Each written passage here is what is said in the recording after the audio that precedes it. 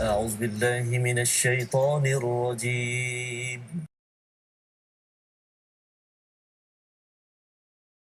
أعوذ بالله من الشيطان الرجيم بسم الله الرحمن الرحيم الحمد لله رب العالمين الرحمن الرحيم مالك يوم الدين إياك نعبد وإياك نستعين اهدنا الصراط المستقيم صراط الذين أنعمت عليهم غير المغضوب عليهم ولا الضالين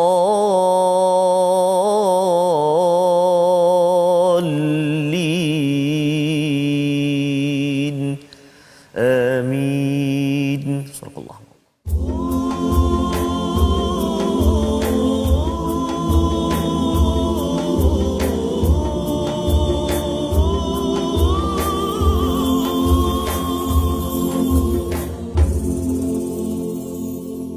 أعوذ بالله من الشيطان الرجيم بسم الله الرحمن الرحيم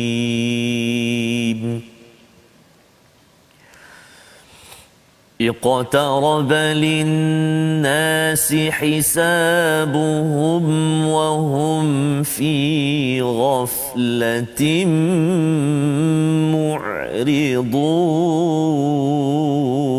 معرضون ما يأتيهم من ذكر من ربهم محدث إلا استمعوه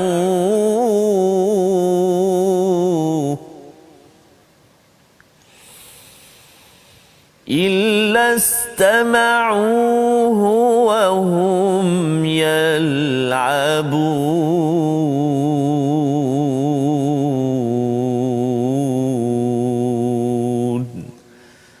صدق الله العظيم.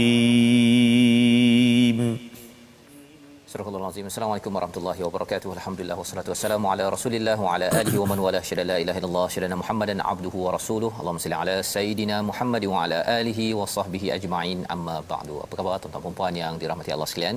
Pada hari Ahad yang berbahagia ini kita ingin sama-sama terus bersama dengan My Quran Time baca faham amal, dan kita sudah pun sampai kepada juz yang ke-17 sebagai juz selepas daripada setengah daripada Al-Quran, dan ini insya-Allah kita akan dalami secara halaman demi halaman pada beberapa bulan akan datang. Tapi alhamdulillah pada hari ini tuan-tuan pada bulan Ramadan ini mengambil kesempatan untuk melihat dua surah yang ada pada surah ataupun juz yang ke-17 ini, surah Al-Anbiya dan juga surah Al-Hajj. Dua surah yang penting untuk kita memaknai kepada kehidupan kita tentang keimanan, dan surah Al-Hajj itu tentang bagaimana kita ini disiapkan untuk hari pembalasan. Pada hari ini kita bersama dengan Ustaz Tarmizi Abdul Rahman. Apa khabar Ustaz? Alhamdulillah Ustaz Fazrul sihat ya? Sihat. Alhamdulillah. Alhamdulillah Ustaz. Ceria. Ceria setiap hari kena tanya khabar Ustaz ya.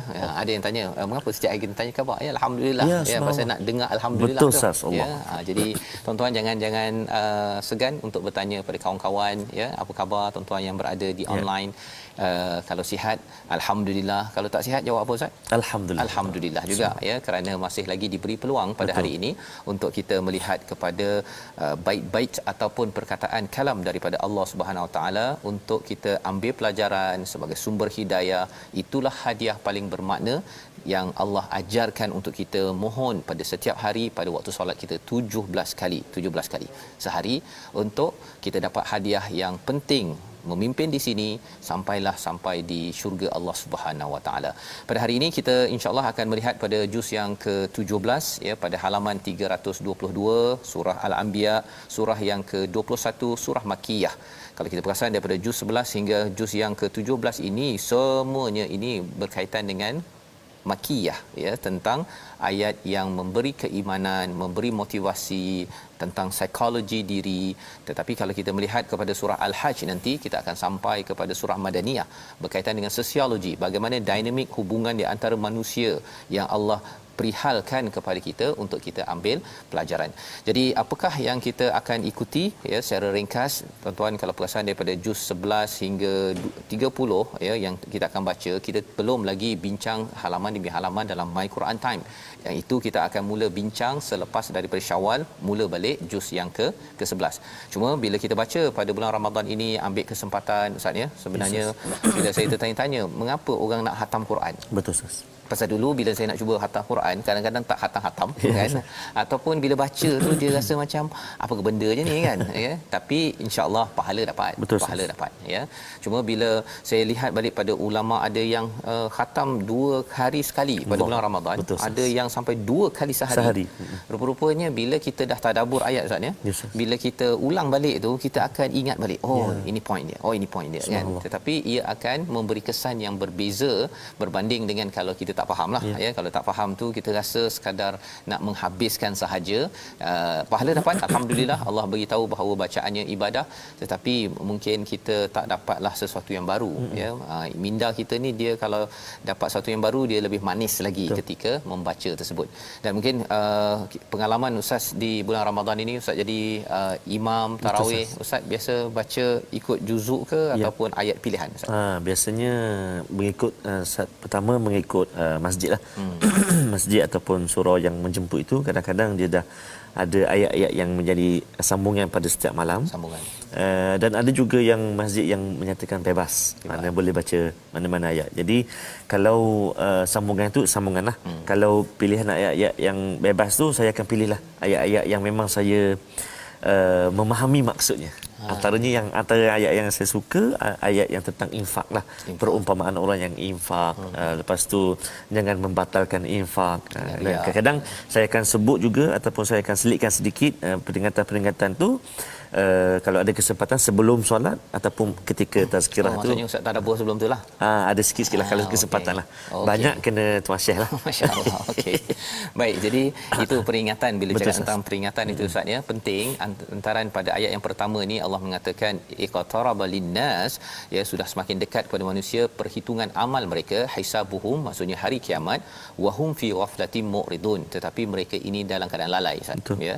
Sebabnya ada juga orang yang baca Quran pun boleh lalai, ya, bila dia tidak memahami apa kandungannya. Jadi bila Ustaz bagi tazkirah sikit tu, jadi bila masa solat tu dengar suara bagus, ya, ingat sedikit apa maksudnya tu, dia lagi, kalau tidak dia lalai, kan, dah lah lepas kena apa air katira ke, kan, okey, itu dia memang mantap pada bulan Ramadan ini. Jadi ini adalah ayat pertama daripada surah Al-Anbiya, ya, menceritakan tentang betapa pentingnya hisabuhum ataupun hari pembalasan yang akan muncul, tapi ramai orang yang ghaflah, lalai.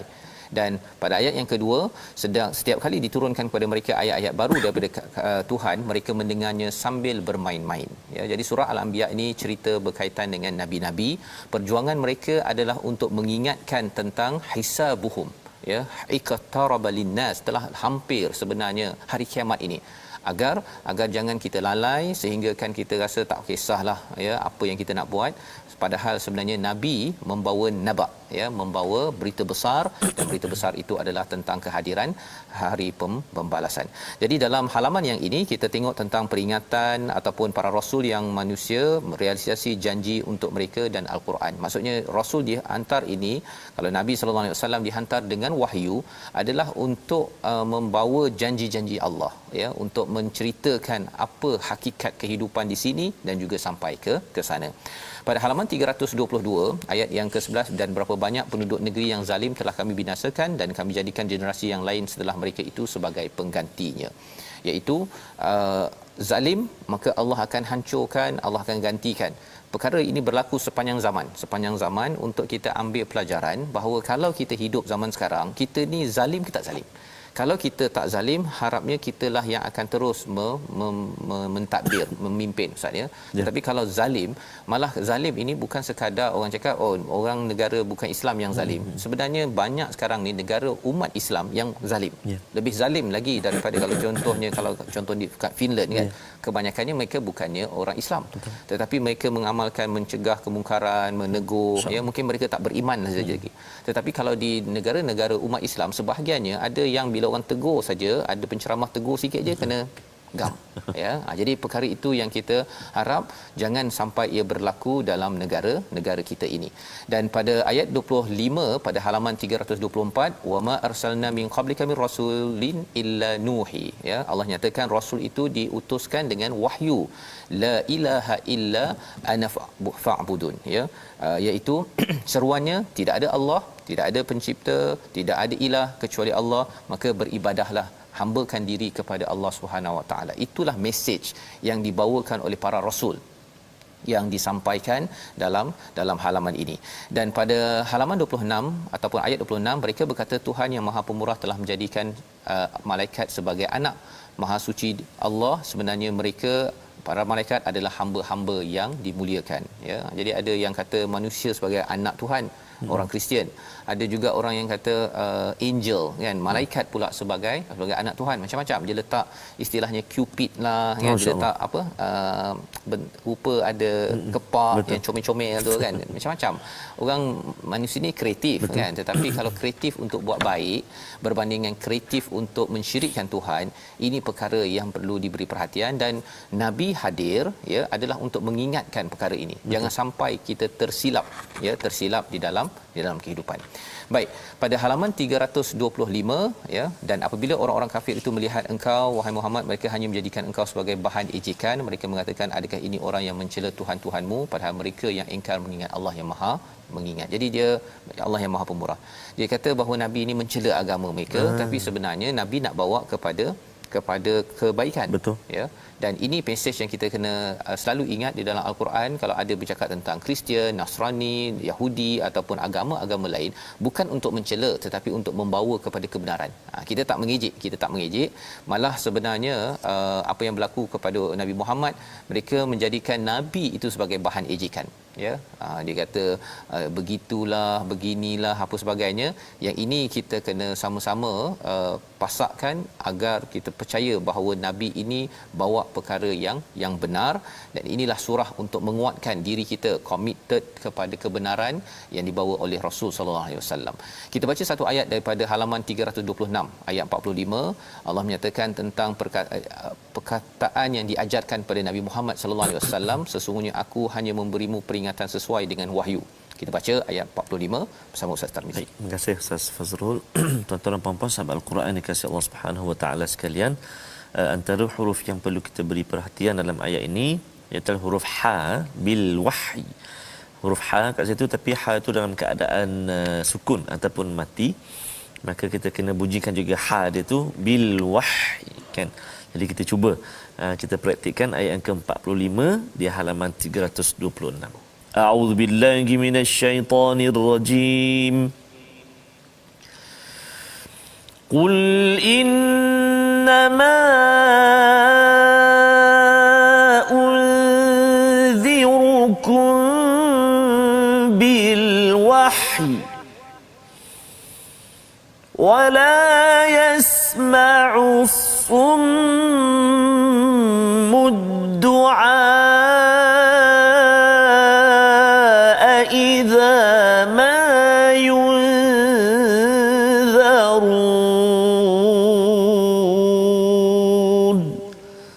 صدق الله العظيم.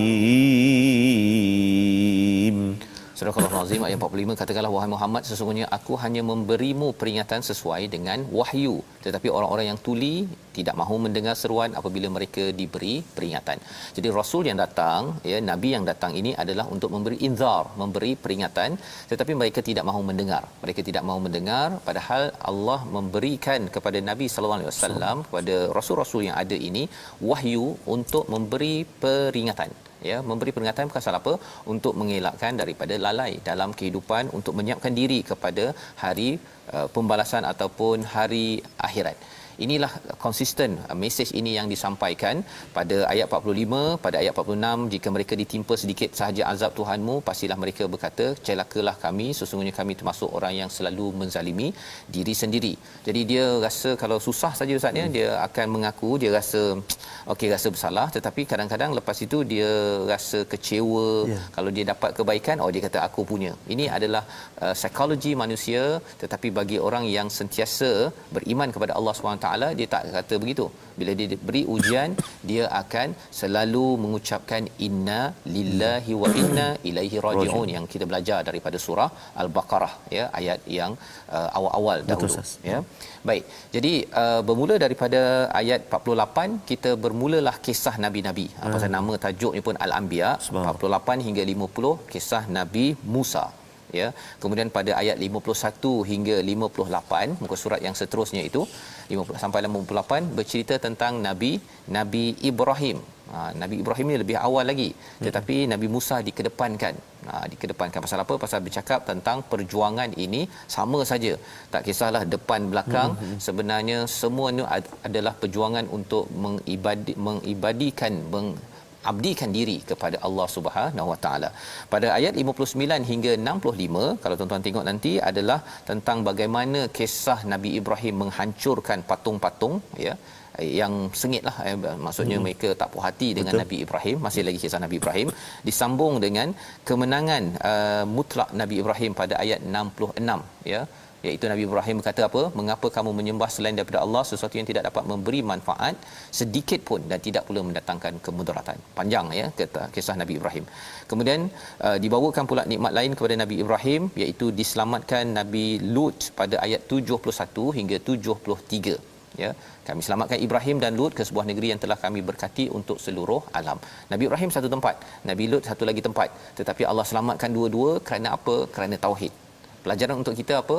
Kalau kita ini selamatkan anak kita mungkin kat negeri lain, si ayah negeri lain, tetapi kerana dua-duanya berteraskan kepada tauhid pada Allah, minta pada Allah, maka insya-Allah urusan keselamatan itu Allah settle, Allah uruskan, ya.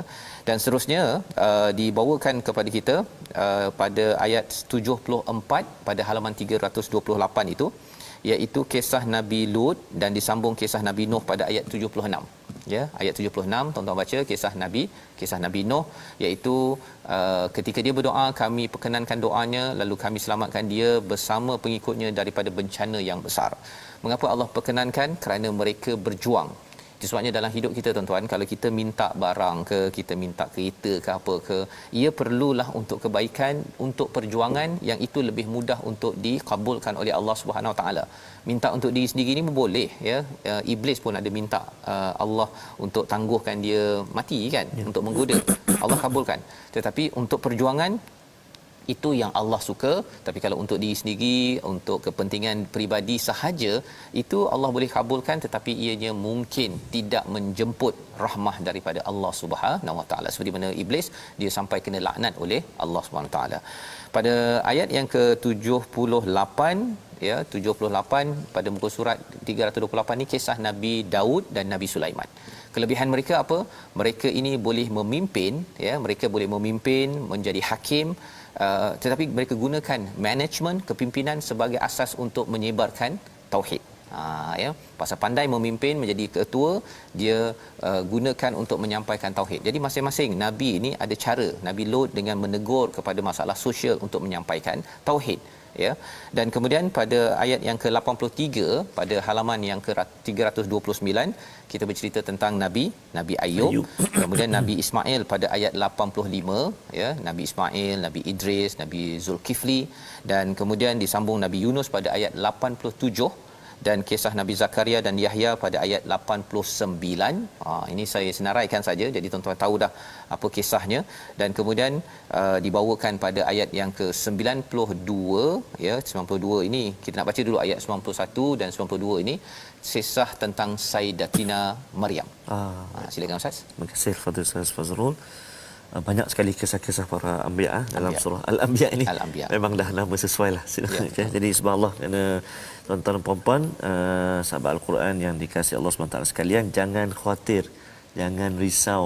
Kita akan bertemu dengan halaman demi halaman ini satu hari nanti. InsyaAllah. Mudah-mudahan Allah SWT pertemukan kita lagi insya-Allah. Jadi kita nak baca sekarang ayat 91 saja. 91 dan 92. Ayat 91 dan 92 di muka surat 330 insya-Allah. A'udzu billahi minasyaitonir rajim. Wallati ahsanat farjaha fanafakhna fiha min ruhina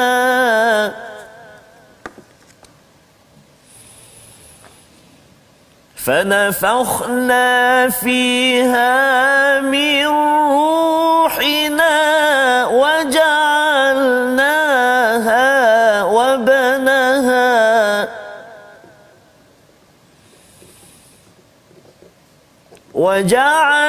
وجعلناها وبنها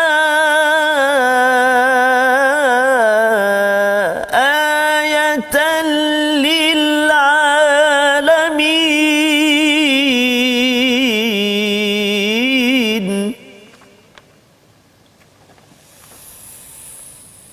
إن هذه أمتكم أمة واحدة إن هذه أمتكم أمة واحدة وأنا ربكم فاعبدون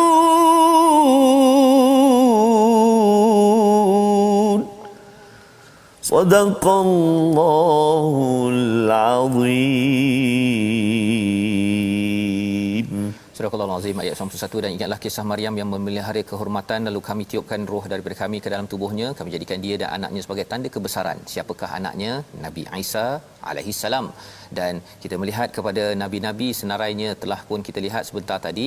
Allah mulakan pada ayat 92 itu, sesungguhnya agama tauhid inilah agama kamu. Maksudnya Nabi Musa, Nabi Ibrahim, Nabi Isa, Nabi Lut, semuanya ini adalah membawa apa?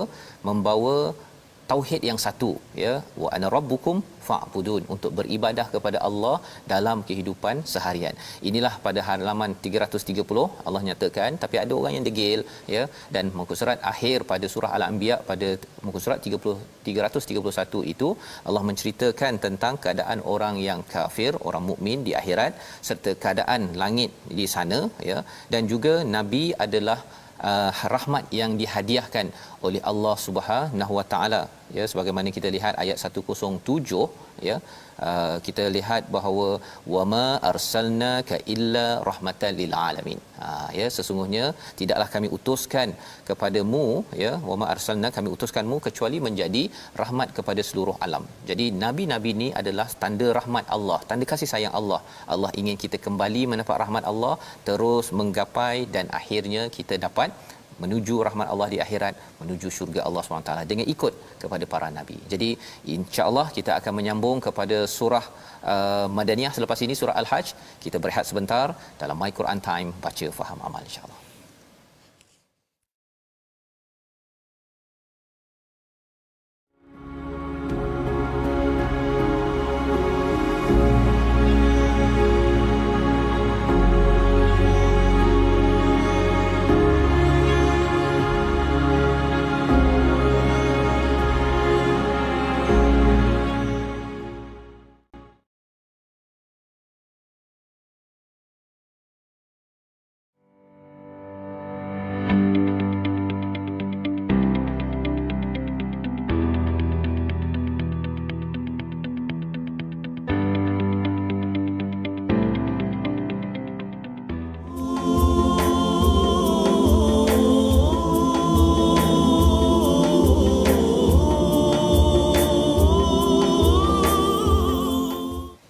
Bismillahirrahmanirrahim.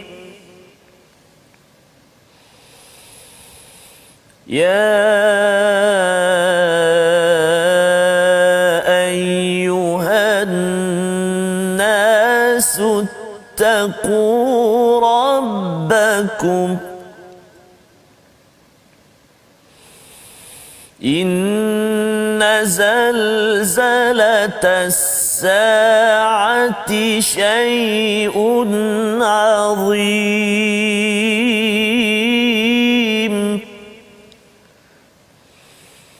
Inna zalzalatas sa'ati syai'un 'azim.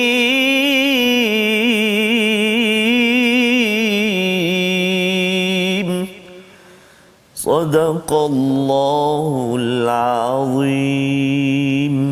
Surah Al-Azim, kita kembali dalam My Quran Time, baca faham amal pada hari ini dalam juz yang ke-17 untuk sama-sama kita melihat kepada surah yang kedua dalam juz yang ke-17 ini, iaitu surah Al-Hajj, surah Madaniyah yang bercerita tentang ayat pertama, wahai manusia, bertakwalah kepada Tuhanmu, sesungguhnya goncangan hari kiamat itu sangatlah besar. Ya, Allah menyatakan kepada seluruh manusia bahawa bertakwalah kepada Allah. Maksudnya apa bertakwa? Iaitu seseorang itu minta pertolongan kepada Allah untuk mengelakkan daripada masalah yang besar melanda di dunia ini, iaitu bila berlaku zalzalah, ya, goncangan yang besar, tanda kehadiran as-saah, hari pembalasan di yaumul mahsyar. Jadi dalam halaman yang pertama ini dalam surah Al-Hajj, ya, halaman 332, bercerita tentang bagaimana penciptaan manusia dan tumbuh-tumbuhan sebagai bukti bahawa mudah bagi Allah untuk bangkitkan kita semula, untuk dikumpulkan, dan berlakulah apa yang dinamakan sebagai Yaumul Qiyamah, ya. Tetapi kalau kita lihat nama surah ini adalah surah Al-Hajj. Surah Al-Hajj ini kerana ada bercakap tentang haji nanti. Haji adalah sebagai satu simulasi, ustaz, ya, sebenarnya kepada pelaksanaan berlakunya hari pembalasan, di mana manusia akan berkumpul seramai-ramainya, dan pada waktu itu sama saja pakaian. Kalau zaman hari kiamat nanti tak ada pakaian, ustaz, ya. Zaman sekarang ni ada lagi pakaian putih semata-mata kepada semua orang untuk dihisap oleh Allah Subhanahu Wa Taala. Pada halaman 333, ya, Allah menyatakan tentang bagaimana, ya, pada ayat yang ke-6 itu, demikian itu sesungguhnya Allah dialah yang hak, dan sesungguhnya dialah yang menghidupkan segala yang telah mati, dan sesungguhnya dia maha berkuasa atas segala sesuatu. Nak menceritakan Allah berkuasa untuk membangkitkan kita, dan bermula daripada ayat 8 hingga 14 Allah nyatakan ciri orang-orang yang beriman, yang soleh, ya. Ada ciri-cirinya, yang salah satunya ialah bercakap tentang orang-orang yang wa minan nasi may yujadilu fillahi bighairi ilm wala hudan wala kitabim munir. Ini adalah orang yang tidak konsisten iman, tetapi lepas itu Allah bawakan tentang ciri-ciri orang yang beriman, ustaz, ya. Orang yang beramal soleh, dan keadaan orang yang negatif terhadap kemenangan Rasul, dan ayat-ayatnya dibawakan pada ayat yang ke-15 dan juga 16, muka surat 334. Jadi orang yang pesimis kepada Nabi, sebenarnya dia juga negatif kepada hari pembalasan. Poin untuk kita, apa yang boleh kita belajar, tuan-tuan, bila kita baca Quran, kita akan jadi amat positif kepada hari akhirat, kesan kepada diri kita, kita akan positif kepada risalah Nabi, kita akan amalkan sunnah Nabi, kerana itu cara untuk kita selamat menuju kepada as-saah. Baik, dan kemudian pada halaman 334 ini juga, ya, dinyatakan pada ayat yang ke-17, iaitu segala sesuatu di dunia ini tunduk kepada Allah Subhanahu Wa Taala, ya. Alam tara annallah yasjudu lahu man fis sama wa man fil ard, ya. Semua di langit bumi ini sujud pada Allah, matahari, bulan, bintang, gunung, pokok, haiwan melata, dan banyak di kalangan manusia ini sujud pada Allah Subhanahu Wa Taala, ya. Termasuklah kalau kita tengok, saat, ya, walaupun orang tu namanya Ahcong, bukan beragama Islam, tapi dia punya kulit dia sujud pada Allah. Tetap Islam. Pasal apa? Dia ikut peraturan Allah. Tetap juga kena ada air, barulah dia rasa segar. Ada makanan, barulah dia rasa ni sikit, ustaz, ya. Tapi kalau tak ada makanan, dia mungkin makin lemah. perut dia masih ikut peraturan Allah, cuma mungkin dari segi tauhid sahaja yang dia degil kadang-kadang kerana yalah dia gunakan semua ni ikut peraturan Allah, tetapi ada orang yang masih lagi tidak mengambil pedoman daripada risalah Nabi sallallahu alaihi wasallam. Dan diteruskan pada halaman 335 ya, pada ayat yang ke-24 itu bercerita tentang balasan terhadap orang kafir dan orang yang beriman. Ya, orang beriman wahudu ila tayyib, iaitu mereka diberi petunjuk dengan ucapan yang baik dan diberi petunjuk pula ke jalan Allah yang terpuji. Siapa itu? Orang yang beriman. Dan bagi orang beriman, orang kafir, mereka ini cirinya menghalang daripada Masjidil Haram ya, allazi ja'alnahu lin-nasi sawa'anil akif ya, iaitu mereka ini menghalang manusia untuk berbuat kebaikan ya, melakukan, dan mereka selalu mengajak orang kepada keburukan.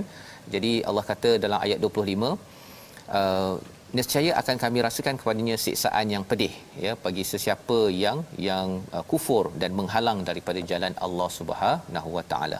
Ada kisah Nabi Ibrahim ya pada ayat yang ke-26 ya. Pasal ini adalah dia punya preview kepada Hajj Ustaz ya. Pasal Nabi Ibrahim daripada Palestin ke Iraq ke Mekah itu ada kaitan dengan Hajj yang menjadi tajuk utama bagi surah ini. Maka pada halaman 336 kita nak baca satu ayat ya, ayat 31 bercakap tentang bagaimana Nabi Ibrahim ini hanif ya, lurus kepada Allah, tidak musyrik, tidak mensyirikkan Allah. Kita baca ayat 31 Ustaz. Baik.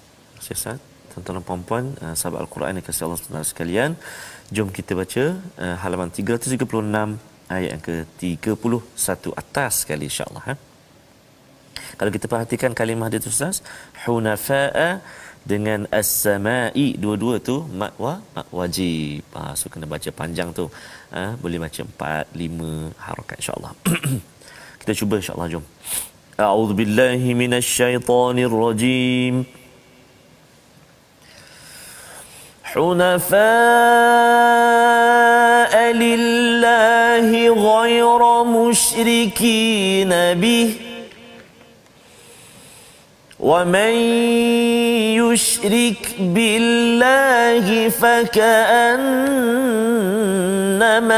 خر من السماء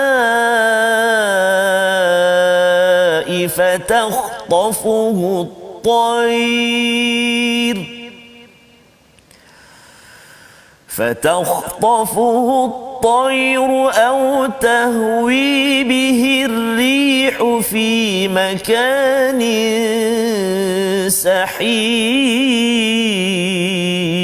سحيق صدق الله العظيم. Beribadahlah dengan ikhlas kepada Allah tanpa menyekutukannya. Barang siapa menyekutukan Allah, maka seakan-akan dijatuh daripada langit lalu disambar oleh burung atau diterbangkan angin ke tempat yang jauh. Ini adalah perumpamaan Allah berikan kepada orang yang musyrik ya kepada Allah Subhanahu taala, seperti jatuh daripada langit Ustaz ya. Jatuh daripada langit ni kerana bila dapat wahyu sebenarnya dia pergi ke langit. Ya, dia menuju kepada kebahagiaan, tetapi bila jatuh lebih kurang orang dapat jadi kaya Ustaz ya. Kaya kemudian tiba-tiba jadi muflis ataupun bankrupt ya. Dia akan jadi amat sengsara, amat stres ya. Ada kerja tiba-tiba kena berhenti, perasaan itu rasa perit. Lebih perit lagi kalau jatuh daripada langit ke bumi. Perumpamaan ini untuk kita ambil perhatian bahawa syirik bukan kaedah Nabi Ibrahim. Ya, tetapi Nabi Ibrahim ini ada hunafa ataupun ibadahnya ikhlas pada Allah, dia berjuang kerana Allah. Dan itu sebabnya apakah pelajaran untuk kita pada ayat 31 seterusnya 32, iaitu kita kena membesarkan sya'airallah ya, iaitu mengagungkan syiar Allah. Salah satu Hajj Ustaz ya, Hajj ataupun umrah, tempat-tempat yang manasik itu adalah salah satu daripada istilahnya itu timbul daripada ketakwaan hati. Orang yang menghargai nak pergi haji walaupun tak dapat pergi haji sekarang Ustaz ya, ataupun tuan-tuan nak pergi umrah tak dapat lagi. Ada sebahagian dah sampai dah. Betul. Kan. Sebenarnya bila dia ada rasa sahaja, itu namanya taqwal qulub. Hati yang betul-betul nak minta pertolongan daripada Allah, tolong ya Allah jaga kami daripada segala cabaran masalah. Tetapi kalau dalam hati rasa tak payah kot, menyusahkan je lah, nak tinggal 40 hari, nak pergi haj 2 minggu, nak kena belanja duit apa sebagainya, itu kerana hati itu tidak lagi disimbah dengan takwa yang kita doa, ianya makin terbina pada bulan Ramadan.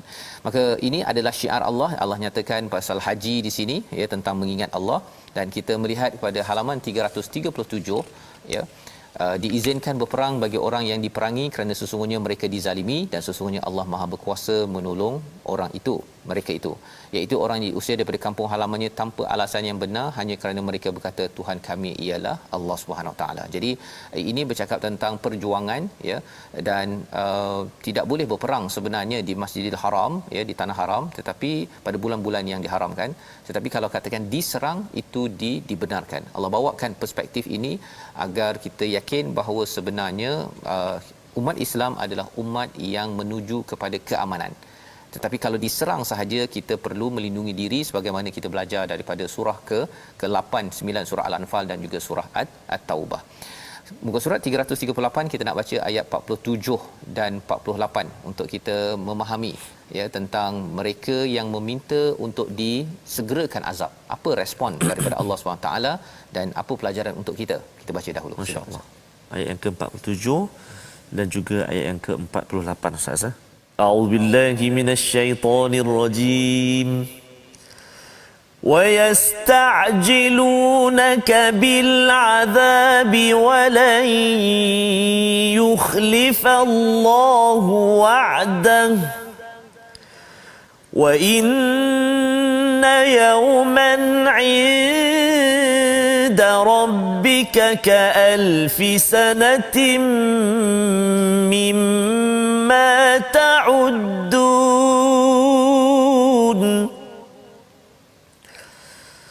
وَكَأَيٍّ مِّن قَرْيَةٍ أَمْلَيْتُ لَهَا وَهِيَ ظَالِمَةٌ ثُمَّ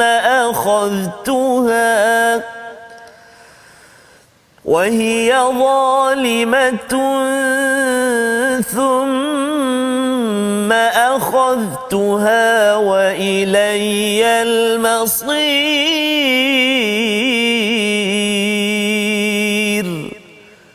صدق الله العظيم. Dan mereka meminta kepadamu Muhammad agar azab itu disegerakan, padahal Allah tidak akan memungkiri janjinya, dan sesungguhnya sehari di sisi Tuhanmu adalah seperti 1000 tahun menurut perhitunganmu. Ini adalah salah satu panduan, ya. Ada orang yang pada zaman Nabi itu saatnya dia minta agar disegerakan hukuman, ya, azab. Tetapi Allah kata, Allah kalau ikut je, ada ayat yang kita dah baca sebelum ini, kalau Allah ikutlah kepada manusia ni sebagaimana mereka nakkan kebaikan, maka ramai orang dah mati dah, Ustaz. Ya. Ramai orang dah mati. Pasal apa? Pagi tadi sembahyang subuh tak khusyuk, Quran tak pandai-pandai fahamnya, ya. Sepatutnya dah bagi 30 tahun, sepatutnya dah faham, tak faham-faham. Dah lama dah kita ni. Tetapi Allah ada perkiraan dan Allah sebenarnya memberi ruang untuk kita semua, ya, untuk kita semua untuk kembali balik semula, bertaubat. Dan nabi-nabi yang dihantar, kita belajar dah surah Al-Anbiya dan ada kaitan dengan surah Al-Hajj. Perjuangan nabi-nabi ini adalah untuk mengingatkan kita agar kembali kepada Allah Subhanahu Wa Taala, ya. Dan kita zaman sekarang tak ada nabi, tapi kita melihat kepada ulama-ulama, ya, ustaz-ustaz yang mengajak kepada apa yang dibawakan oleh Allah Subhanahu Wa Taala. Wa ka'ayyim, pada ayat 48, dan berapa banyak negeri yang aku tangguhkan penghancurannya kerana penduduknya yang zalim, kemudian aku azab mereka dan hanya kepadaku tempat kembali segala sesuatu, ya. Di mana Allah beri, kalau kita tengok pada zaman Nabi Shu'aib ataupun Nabi Nuh dan sebagainya, mereka membuat kezaliman, Allah tangguhkan, tangguh, tapi satu masa zas sekali, ya. Dan ia juga boleh berlaku zaman sekarang, tetapi azabnya berbeza berbanding dengan zaman dahulu. Selepas daripada zaman Nabi Musa alaihissalam, azab yang kena kepada dunia orang-orang yang musyrik adalah daripada tangan orang yang beriman, ya. Itu sebabnya jangan ganggu orang beriman, dan orang beriman mesti mengajak kepada Islam itu sendiri. Jangan sampai orang tidak beriman dia membuat rosak dan dia menyerang umat Islam, maka seperti Nabi sallallahu alaihi wasallam diserang oleh orang musyrik kerana mereka bukan sekadar tak puas hati tak nak masuk Islam, tetapi mereka menentang Islam. Maka orang-orang Islam akan diberi kekuatan oleh Allah SWT untuk menyerang kepada mereka, mempertahankan diri dalam perang, dan Islam akan dimenangkan. Itu antara janji Allah dalam hadis Nabi sallallahu alaihi wasallam di akhir zaman. Ya, kerana akhir zaman ini umat-umat yang musyrik ini dia akan diberi azab di tangan umat Islam itu sendiri. Jadi kalau orang faham tentang perkara ini, kita tahu bahawa kita tidak ada option kecuali mesti jadi orang yang beriman dan mengajak orang lain kepada keimanan. Dan halaman 339 kita melihat kepada ayat 56 berkaitan dengan apa? Berkaitan dengan pengukuhan wahyu dan pemeliharaan daripada syaitan, ya. Kita baca ayat 56 dahulu sebagai satu ayat daripada halaman 339. Silakan Ustaz. Baik, terima kasih Al-Fadhil Ustaz Fazrul. Dalam Al-Quran yang saya tengah tengok sekarang Ustaz, Al-Quranul Hakim Al-Multazam Ustaz. Ada dinyatakan di bawah ni Ustaz, ada satu doa yang berkait dengan ayat yang ke-60 nanti. Mungkin Ustaz boleh ni ayat tu tentang kemaafan. Innallaha la'afuwun ghafur. Diterangkan dalam Al-Quran ini, di bawah ini Allah yang Maha Pemaaf, yang mana pernah satu ketika Sayyidatina Aisyah radhiyallahu anha bertanya kepada baginda Nabi SAW kalau bertemu malam Al-Qadar apa yang perlu dibacakan saat itu. Maka Nabi SAW mengajarkan satu doa, Allahumma innaka afuwun tuhibbul afwa fa'fu anni. Inilah doa yang selalu kita dengar sekarang ini. Betul. Banyak imam akan baca ataupun muazzin akan baca selangsi dengan ya, boleh sangat-sangat diamalkan doa ini tuan-tuan dan puan-puan. Allahumma innaka afuwun tuhibbul afwa fa'fu anni. Baik. Jadi kita nak baca sekarang ayat atas sekali saya. Ya, ayat 56. Jom sahabat-sahabat semua kita baca insya-Allah. أعوذ بالله من الشيطان الرجيم الملك يومئذ لله يحكم بينهم فالذين آمنوا وعملوا الصالحات في جنات النعيم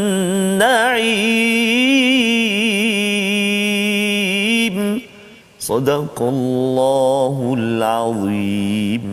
Keesaan pada hari itu, pada Allah dia memberi keputusan di antara mereka, maka orang-orang yang beriman dan melakukan kebaikan berada dalam syurga-syurga yang penuh dengan kenikmatan. Ini adalah janji Allah lagi, ini berkaitan dengan hari akhirat ya. Sebenarnya haji dan akhirat ini dia saling bergabung ya. Maksudnya bila seseorang itu ada ingin kepada haji ataupun umrah, sebenarnya dia sudah pun menyiapkan dirinya untuk pergi ke akhirat Allah untuk mendapat apa? Jannatin Naim. Tetapi kalau dia tidak mahu pergi ke haji, tidak mahu pergi ke umrah, dan haji dan umrah ini lambang kepada perjuangan. Ya, pasal kita dapat pergi haji itu kerana ia telah dibersihkan oleh Nabi ketika peristiwa Fathu Mekah. Sebelum itu perjuangan untuk membersihkannya. Jadi bila kita nak pergi ke sana, ada yang kata saya berniat nak pergi ke sana. Salah satu perjuangan pentingnya ialah kita kena bersihkan berhala dalam diri kita dan juga berhala di dalam kawasan qaryah kita, dalam organisasi kita. Insya-Allah kita akan lebih mudah untuk dijemput oleh Allah Subhanahu Wa Taala ke haji, dan haji ini tanda bahawa kita ini sedang dijemput untuk pergi ke mana? Menjadi tetamu Allah di akhirat nanti. Itu sebabnya bila labbaik Allahumma labbaik itu kita menjadi tetamu Allah, harapnya sampai jannatin naim kita juga jadi tetamu Allah Subhanahu Wa Taala. Amin ya rabbal alamin. Ayat 65 juz 17 halaman 340, Allah suruh kita lihat kepada alam ya, bahawa Allah tundukkan bagimu apa yang ada di bumi ya, segala apa yang ada di langit ini tidak jatuh ke bumi melainkan dengan izinnya, untuk kita tengok ya, apakah tujuan sebenarnya Allah jadikan semua ni untuk kita. Sudah tentunya adalah untuk kita menjadi hamba kepada Allah. Itulah yang diseru oleh Nabi, oleh Rasul pada setiap zaman. Dan pada halaman akhir surah Al-Hajj muka surat 341, Allah menyatakan tentang wahai manusia, untuk manusia ya, telah dibuat suatu perumpamaan, dengarkanlah. Sesungguhnya tidak dapat menciptakan seekor lalat pun ya, kamu segala yang kamu seru selain Allah tidak dapat menciptakan seekor lalat pun walaupun mereka bersatu untuk menciptakannya. Dan jika lalat itu merampas sesuatu daripada mereka, mereka tidak akan dapat merebutnya kembali daripada lalat itu, sama lemahnya yang menyembah dan yang disembah. Kalau tuan-tuan perasan, ini adalah berkaitan dengan berhala, dan berhala itulah yang banyak 360 di sekitar Kaabah. Dan bila Nabi sampai ke sana, Nabi bersihkan perkara tersebut, kerana itulah bersih Kaabah, haji dapat dilaksanakan, dan itu adalah legasi untuk kita juga teruskan, tapi ia memerlukan perjuangan. Surah Al-Hajj, surah perjuangan, hinggalah kita bertemu dengan Allah Subhanahu Wa Taala. Kita doa pada Allah, Allah pimpin kita agar terus berjuang, dan tanda kita ini berjuang, kita tunaikan haji dan dapat sampai ke akhirat dengan sejahtera, insya-Allah. Bersama Ustaz Tanwir. أعوذ بالله من الشيطان الرجيم بسم الله الرحمن الرحيم الحمد لله رب العالمين والصلاة والسلام على رسول الله الأمين سيدنا محمد وعلى آله وصحبه أجمعين اللهم صل على سيدنا محمد وعلى آل سيدنا محمد Allahumma ya Allah wa ya Rahman wa ya Rahim, ampun dosa kami ya Allah, ampunkan dosa kami ya Rahman, dosa mak ayah kami ya Allah, kasihani mereka sebagaimana mereka kasih kepada kami sejak kami kecil lagi ya Allah. Ya Allah ya Rahman wa ya Rahim, tolong kami untuk kami senantiasa ingat kepadamu. Tolong kami ya Allah untuk kami senantiasa mensyukuri akan segala nikmat kurniaan pemberian-Mu. Tolong kami ya Allah untuk kami senantiasa memperbaiki, memperelok, melipat gandakan amal ibadah kami kepadamu ya Allah. Ya Allah ya Rahman wa ya Rahim, kurnia kesempatan buat kami untuk jejakkan kaki kami ke tanah suci-Mu ya Allah, untuk bertawaf di Kaabah-Mu ya Allah, untuk menziarahi kekasih kami baginda Nabi Muhammad sallallahu alaihi wasallam. Kurnia kekuatan kesempatan buat kami mengerjakan umrah, mengerjakan fardu haji. Permudahkan kami ya Allah, permudahkan kami ya Rahman, birahmatika ya arhamar rahimin. Wa sallallahu ala sayyidina Muhammadin wa ala alihi wa sahbihi wa baraka wa sallam. Walhamdulillahi rabbil alamin. Taqabbalallah. Amin ya rabbal alamin. Moga-moga Allah mengkurniakan, mengabulkan doa kita Ustaz ya, agar dapat kembali ke haji, betul, ke umrah kita sebagai lambang kecintaan kita. Dan lebih daripada itu, jika kita belum lagi, kita terus berjuang ya. Tuan-tuan boleh menyumbang dalam tabung gerakan Al-Quran sebagai satu lambang pelambangan kita bersama dengan Nabi, berjuang seperti mana Nabi Ibrahim. Tuan-tuan boleh menyumbang dalam tabung gerakan ini untuk sama-sama kita sebarkan Quran, untuk sama-sama kita bina ekosistem Islam di mana sahaja, sehinggakan Quran dan ketauhidan itu berada di mana-mana sahaja, insya-Allah. Kita bertemu dalam siaran ulangan dan kita bersama-sama akan melihat kepada juz ke-18 esok. Rancangan ini dibawakan oleh Mufas. Semoga tuan-tuan terus bersama dengan Quran, terus menjadi insan yang cemerlang mengikut jejak Nabi pilihan. My Quran Time, baca faham amal, insya-Allah.